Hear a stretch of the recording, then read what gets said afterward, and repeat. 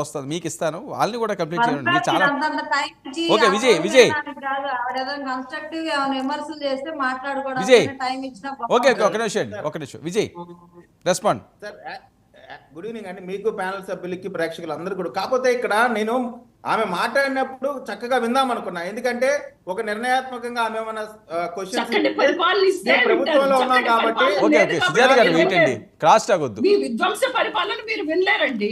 Okay okay, ఒక నిమిషం వినండి వినండి వినండి. కాబట్టి ప్రతిపక్ష పాత్ర వాళ్ళు పోషిస్తే అంబేద్కర్ గారి స్టాచ్యూ ఇష్యూ కానివ్వండి, లేదు ఇంకా ఏదైనా హత్యల గురించి కానీ అడిగితే వాటికి నిర్మాణాత్మకంగా ఎక్కడ తప్పు జరిగింది, దాన్ని ఎట్లా సరిదిద్దుకోవాలి, ఒకవేళ ప్రభుత్వం సైడ్ నుంచి ఏమైనా తప్పు ఉంటే మేము ఇక్కడ తప్పు చేశాము, దీన్ని సరిదిద్దుకుంటాం అని చెప్పి చాలా హుందాగా మాట్లాడినటువంటి ఉద్దేశంతో మేము ఉన్నాం.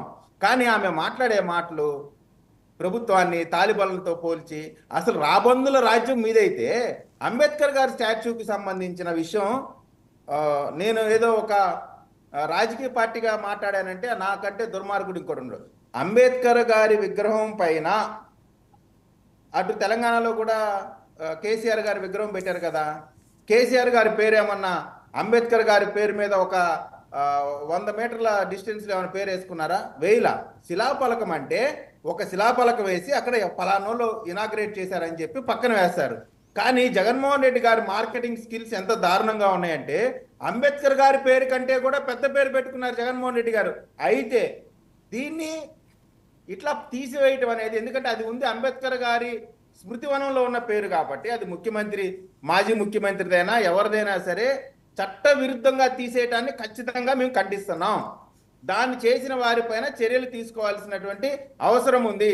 చేసిన విధానం తప్పు, చేసిన విధానం. ఎందుకంటే అంబేద్కర్ గారు వారి విగ్రహం ఉండే ప్రాంతంలో చట్ట విరుద్ధంగా పేరు జగన్మోహన్ రెడ్డి గారు పేరు తీశారంటే వాస్తవంగా అసలు ఆ విధంగా పేరు వేయటమే తప్పు.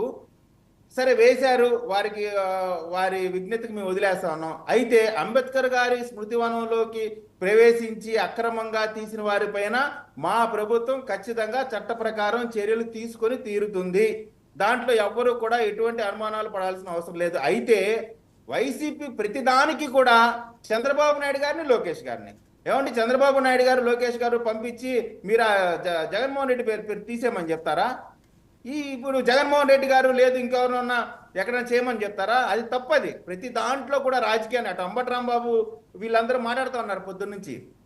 అంబేద్కర్ గారి స్మృతివనంలో జరిగినది కొంతమంది జగన్మోహన్ రెడ్డి గారు అంబేద్కర్ గారి పేరుని కలంకితం చేసి, అంబేద్కర్ గారు ఏ వర్గాల కోసం అయితే అహర్నిశలు కృషి చేశారో ఆ వర్గాలు దాడికి గురవుతా ఉన్నాయి, హత్యలకు గురైనాయి. వారి సంక్షేమానికి చట్టంలో రూపొందించినటువంటి వాటిని కూడా అందకుండా చేశారు. కాబట్టి అటువంటి వారి పేరు ఉండకూడదని కొంతమంది అత్యుత్సాహంతో అది చేసి ఉండొచ్చు. ఆ చేయటాన్ని మేము తీవ్రంగా ఖండిస్తూ, దీనిలో రాజకీయాల్ని కలిపి మాట్లాడుతూ ఉన్నారు చూడండి, ప్రతి దాంట్లో కూడా రాజకీయం, దాన్ని మేము తీవ్రంగా ఖండిస్తా ఉన్నాం. ఇంకొక విషయం, మేడం ఇందాక నుంచి కూడా చాలా, అంటే ఇప్పుడు మనం నోరు ఉంది కాబట్టి మీడియాలో ఒక స్పేస్ ఇచ్చారు కాబట్టి నేను ఏదైనా మాట్లాడుతుంటే తప్పదు. మీరు ఈ విధంగా శ్రీరెడ్డి లాగా మాట్లాడారు కాబట్టి మీకు ఆ 11కు పరిమితి అయ్యారు.